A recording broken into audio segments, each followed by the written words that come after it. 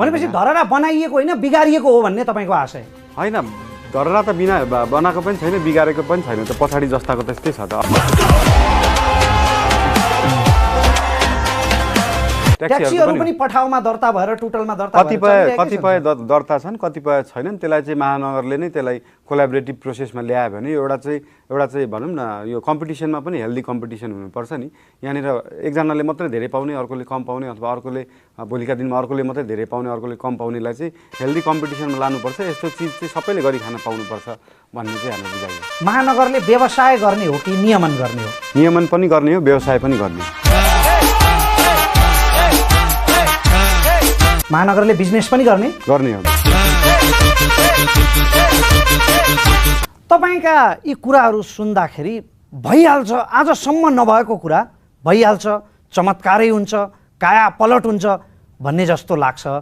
यसलाई तपाईँको इमान्दार आत्मविश्वास भन्ने कि मतदाता लोभ्याउने चेष्टा भन्ने कि तपाईँको अपरिपक्वता र भ्रम भन्ने?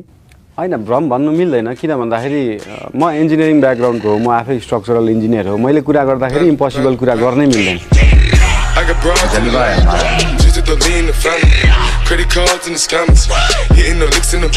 शौकबाट बनेको पेसा भनेको तपाईँ ऱ्यापर हो, सङ्गीतको क्षेत्रमा हुनुहुन्छ। तपाईँले पढेको विधा भारतमा गएर तपाईँले स्ट्रक्चरल इन्जिनियरिङ पढ्नुभयो, तपाईँ इन्जिनियर हो, आज पनि त्यही काम गरिरहनु भएको छ। अब भन्नु चाहिँ के भएको छ भने म यो दुईवटा कुरा होइन, म राजनीति गर्छु, मेयर बन्छु। एउटा मान्छेले यस्तो चाहिँ किन हुन्छ? होइन, राजनीति गर्छु भनेर त कहीँ पनि अहिलेसम्म भनेकै छैनौँ, किनभने मेयर भनेको राजनीति गर्ने थलो नै होइन।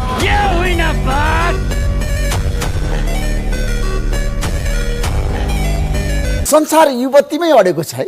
होइन, त्यस्तो पनि होइन। युवतीमै अडेको त छैन, तर युवतीमै अडियो भने केही पनि गर्न सकिँदैन। युवतीमै चाहिँ अडिनु चाहिँ भएन, तर अडिएको जस्तो देखिन्छ, तर त्यसैमा अडिराख्नु। तर पुरुषहरूको लागि युवती भनिसकेपछि सबै कुरा छोड्न तयार हुन्छ नि।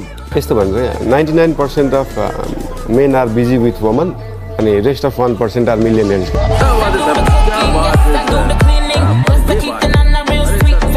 99% मान्छे चाहिँ युवतीमा फसिरहेको हुन्छन्, बाँकी 1% चाहिँ मिलियनियर हुन्छन्। के चाहिँ सजिलो लाग्यो यहाँलाई? गीत गाउन सजिलो छ कि यो चुनावको माहौलमा रङ्गिन सजिलो रहेछ? होइन, गीत गाउन पनि सजिलो काम चाहिँ होइन। गीत गाउन किनभने हाम्रो विधामा त अझ गीत आफै लेख्नुपर्छ, आफै कम्पोज गर्नुपर्छ, आफै गाउनुपर्छ, आफैले एक्टिङ गर्नुपर्छ, प्राय डिरेक्सन पनि आफैले गर्नुपर्छ होइन। त्यो हिसाबले गीत गाउन पनि एकदमै गाह्रो काम हो। मेरो इन्जिनियरिङ पनि गाह्रै काम हो होइन। अब यो पोलिटिकल जुन सिनारियो बनेको छ त्यो पनि गाह्रै काम हो। तर गाह्रो कामलाई चाहिँ गाह्रो रूपमा सोच्नु चाहिँ भएन। अब यो गाह्रो छ कि ओहो के गर्ने होला भनेर सोध्नु भन्दा आफ्नो काम गर्ने हो नि त। हाम्रो इक्जाममा पनि साथीभाइ पढ्दाखेरि ओहो भोलिको इक्जाम त एकदमै गाह्रो छ, के गर्ने, त्यो सोचेर बस्नु भन्दा त बिहानदेखि बेलुका पढे भयो नि त।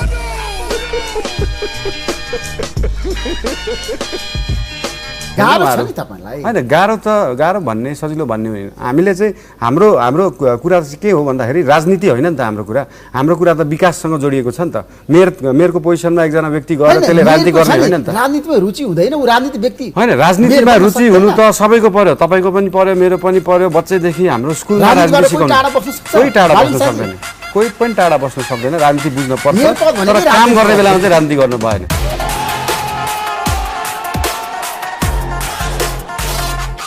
तपाईँ यहाँ काठमाडौँमा बस्नु भएको छ, तर तपाईँको धादिङको घरहरू बनाउनु त हामी गयौँ नि त। हामीले एनआरएबाट त हामी त्यो रिकन्स्ट्रक्सनमा गइरहेको थियौँ नि त। हामी त काठमाडौँ बस्न पाएनौँ त्यो बेला। घर बनाउनु भयो, तर देश बनाउन, काठमाडौँ बनाउन धेरै गाह्रो छ। सुरुमा तपाईँले घर बनाउने हो, त्यसपछि चोक जिल्ला होइन, बिस्तारै देश बन्नलाई तपाईँले सानोबाट सुरु गर्ने हो नि त। काम गर्न दिन्छ भने स्वतन्त्र व्यक्तिलाई काम गर्न गाह्रो हुन्छ। काम गर्न दिने र नदिने भन्ने कुरै छैन नि। स्थानीय सरकार हो नि त। स्थानीय सरकार मेयरलाई काम गर्न दिने र नदिने भन्ने त कुरै छैन। त्यो त सरकार हो। त्यहाँ अपोजिसन बसेर त्यहाँनिर टेबल ठट्टाउने होइन नि त। बर्खामा पानी पर्दाखेरि त त्यो सोसेर भित्र पानी जाने भयो नि त। जमिनको पानी रिचार्ज हुने भयो। तपाईँको घरको बोरिङमा अस्ति पानी नआएर गाह्रो परेको थियो, अब त्यो बोरिङको पानी माथि आउँछ, इनारको पानी माथि आउँछ। इनारको पानी माथि आएपछि खोलाको पानीको लेभल पनि माथि बढ्छ। सफा पिउने पानी चाहियो। सुन्दै गर्नुहोस् न, यहाँ आइसक्यो सफा पानी। सुन्दै गजब बेइज्जती। मेरो देशको झन्डा हो, म ओढेर हिँडिरहेको छु भनेपछि मैले त कसैलाई सोध्नै पर्दैन नि त्यो कुरालाई होइन। आफ्नो देशको झन्डा मान्छेले ओढेर होइन, दुरुपयोग कसै सदुपयोग भयो भन्नु बरु ठिक हुन्थ्यो होला। तपाईँको घोषणा पत्र त उही बोतल फेरियो रक्सी पुरानो भने जस्तो पुराना राजनीतिक दलहरूबाटै सापट लिएको जस्तो अपरिपक्व जस्तो देखिन्छ नि भने तपाईँको जवाफ के हुन्छ? धेरैवटा कुरा राखेका छौँ जुन चाहिँ हामीले कुनै पोलिटिकल पार्टीबाट सपोर्ट चाहिँ लिएका छैनौँ। त्यहाँ फरक कुराहरू पनि छन्, कतिपय कुराहरू सिमिलर पनि छन्, तर योजना सबै राम्रै हुन्छन्। त्यसलाई काम कसरी गर्ने, काम गर्ने कि नगर्ने भन्ने कुरा हो नि त। जस्तै उदाहरणमा हामीले कलेज पढिराख्दाखेरि सबैले एउटै सिलेबस पढ्छन् नि, कसैले फरक सिलेबस त पढ्दैन, तर कोही फर्स्ट हुन्छ, कोही थर्ड हुन्छ, कोही फेल हुन्छ नि त। त्यो हाम्रो भिजन एजेन्डा सिमिलर पनि हुनसक्ला, तर काम गर्ने क्षमता कोमा छ भन्ने कुरा हेर्नुपर्छ।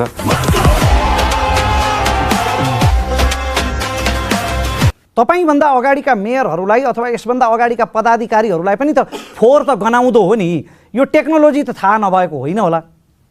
होइन, उहाँहरूलाई फोहोर पनि गनाउँदो हो, उहाँहरूलाई टेक्नोलोजी पनि थाहा थियो, तर उहाँहरूको गाडीको सिसा चाहिँ यति बलियो थियो कि त्यहाँभित्रै पसेन क्या।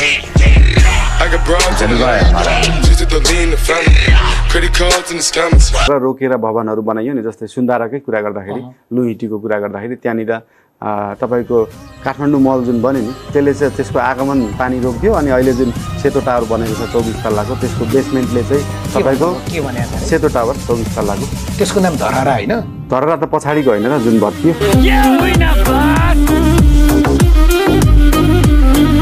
हावामा भएको धुलोलाई फिल्टर गर्ने मसिन ल्याउनु पर्यो भने, तर त्यो धुलो मसिन ल्याउने भन्दा त्यो धुलो कहाँबाट आयो त्यसलाई त रोक्ने हो नि त। त्यो बाटो भत्किएर आएको छ कि कसैले कन्स्ट्रक्सन चाहिँ आइसोलेट धुलो त उडाकै छ सडकको। ब्रुमर, हाम्रो ब्रुमर मसिनहरू यहाँको जुन धुलो छ नि त्यो उठाउने खालको त मसिनै होइन, त्यो मसिन असक्षम छ। त्यो टाइपको मसिन त्यो भन्दा त बरु मान्छेले भक्तपुरमा जुन मान्छेले सफा गर्छ नि, बढाल्छ नि, त्यो एकदमै इफेक्टिभ भएको छ होइन।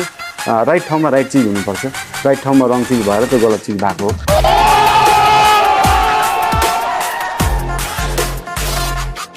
तपाईँको विवाहको बारेमा तपाईँको हामीले परिचयमा उल्लेख गरिसक्यौँ, तपाईँ विवाहित हो।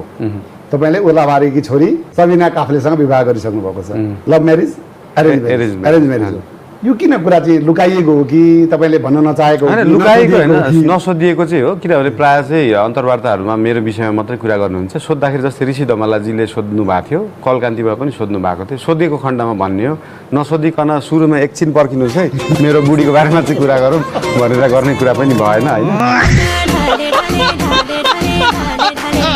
हामी जहिले पनि चलचित्रका निर्माताहरूलाई प्रश्न गर्ने गर्छौँ क्या, ल यो फिल्म फ्लप भयो, चलेन, पानी मागेन भने के त मैदान छोडेर भाग्ने कि अर्को फिल्म बनाउने भन्छौँ। त्यसै गरी कथम कदाचित तपाईँ पनि हार्नुभयो भने पनि मैदान छोडेर भाग्नुहुन्न। यसैसँग यसमै यो मेरो 10वटा फिल्म मध्ये एउटा मात्रै फिल्म हो क्या यो, अरू 9वटा फिल्म बाँकी नै छन्। मेयर भनेको त एउटा कुनै पनि नगरपालिकाको सिइओ जस्तो पोजिसन हो नि त। त्यो मेयरले त शिक्षा बुझ्नु पर्यो, स्वास्थ्य बुझ्नु पर्यो, इन्फ्रास्ट्रक्चर बुझ्नु पर्यो, वेस्ट म्यानेजमेन्ट बुझ्नु पर्यो, पर्यटन, कल्चर, सम्पदा, सभ्यता सबै बुझेको हुनु पर्यो नि त। काठमाडौँ पार्टीका नेताहरूले त बुझेका हुँदैन होइन, पोलिटिकल पार्टीले नेताले कहिले बुझ्ने सङ्घर्ष गरेको, जेल परेको समय नै छैन उहाँहरूसँग बुझ्नलाई यो विषयमा।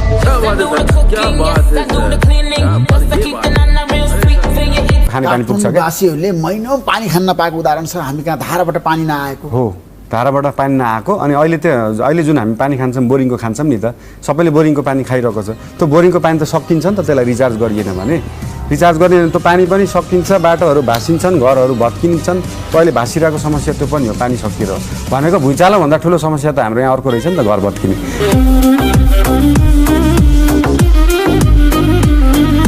ढलको समस्यामा यस्तो हो, ढलको सिवेरेज ट्रिटमेन्ट प्लान्ट हुन्छ जुन बौद्धमा पनि देख्न सक्नुहुन्छ होइन। यो चिजमा चाहिँ एकतिर गर्यो त्यसपछि मान्छेले ध्यान दिएन, अर्कोतिर गर्यो त्यसपछि ध्यान दिएन, मोनिटरिङ गरिएन। त्योहरूले कुनै ठाउँमा काम नगरेर यतिसम्म भएको छ कि ढलको पानी ल्याउने, त्यसलाई के गर्ने, अनि अर्को बोरिङ गरेर पानी झिकेर खोलामा हाल्ने पनि हुन्छ। त्यो देख्नु पनि भएको छ होला, तपाईँ त्यो बेला जानु पनि भएको थियो होला, त्यो नेताहरू नहुने बेलामा हो।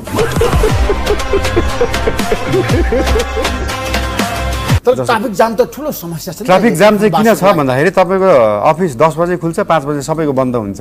अब अफिसको प्रकृति हेरेर, जस्तै कुनै अफिस आइटी कम्पनी होला अथवा के होला, जस्तै सुन पसल र लुगा पसलले 12 बजे मात्रै खोल्नु, अथवा आइटी अफिसले 2 बजे मात्रै खोल्नु, बरु बेलुका 7 बजेसम्म खोल्नु, 8 बजेसम्म खोल्नु, अनि हामीले चाहिँ सेक्युरिटी दिन्छौँ। यो चिजहरूलाई चाहिँ व्यवस्थापन गाह्रो छ नि, बोले जस्तो कुरा कहाँ हुन्छ र? गाह्रो छैन, गाह्रो छ भनेर बसियो भने त चुप लाएर सुतेर बसे भइगयो त। गाह्रो छ म आज के उठ्नु, आज म दिनभरि सुतेर बस्छु भन्दा भइगयो, गाह्रो छ भनेर त भएन।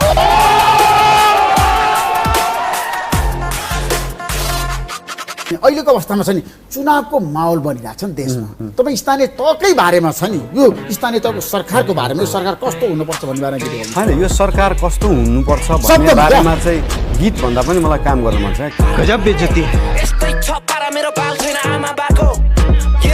तपाईँ कुनै पार्टीमा प्रवेश गरेर उम्मेदवारी दिएको भए राम्रो हुन्थ्यो नि त। पार्टी सिस्टमले लोकल इलेक्सनमा काम गर्न सक्दैन। जस्तै अब त्यो तर हाम्रो संसदीय देशमा त अहिले पार्टी सिस्टमले काम गरिरहेको त्यही कुरा तोड्न खोज्दैछ। जस्तै उम्मेदवारी दिइसकेपछि तपाईँको चुनाव जित्न धेरै गाह्रो छ। गाह्रो छ, असम्भव छैन नि त।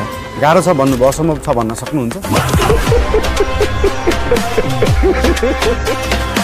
तपाईँले केपी शर्मा ओलीको किन आलोचना गर्नुभयो बताउनुहोस् त, जनता जान्न चाहन्छन्। मैले केपी शर्मा ओलीजीको धरहरा त उहाँले बनाएको हो नि होइन? त्यो धरहरा होइन, त्यो धरहरा किन होइन? पछाडि जुन भत्कियो, जुन चाहिँ इँटा सुर्खी माटोले बनेको संरचना थियो त्यो धरहरा हो।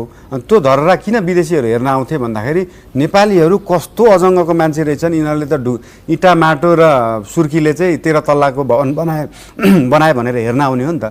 तपाईँको कङ्क्रिटको टावर त जसले पनि बनाउन सक्छ। हाम्रोभन्दा राम्रो टावर अमेरिकामा चोकचोकमा छैन नि त। तपाईले त भ्यू टावर भनेर भन्नुभयो धरहरालाई। भ्यू टावर होइन त्यो, कसरी? होइन त्यो सेतो टावर हो। भ्यू टावर किन होइन भन्दाखेरि भ्यू टावर पनि होइन धरहरा। कुनै पनि सहरमा भ्यू टावर त्यसलाई भनिन्छ जुन भन्दा अग्लो चिज केही पनि हुँदैन। जस्तै हाम्रो यो सेतो टावर भन्दा अग्लो त 2टा होटल छन् त, भनेपछि कुन चाहिँ भ्यू टावर त? भीमसेन थापाले बनाएको धरहरा होइन अहिले केपी त्यो पछाडिको हो नि त, अगाडिको भीमसेन थापाले बनाएको होइन नि त, हो र? तपाईँलाई अत्यन्तै तुच्छ नि सर, अत्यन्तै तुच्छ राक्षसको वकिल भएर एउटा प्रश्न सोधौँ। हजुर सोध्नु। तपाईँ हारिहाल्नुभयो भने कसरी अनुहार देखाउनुहुन्छ? त्यसरी नै देखाउँछु।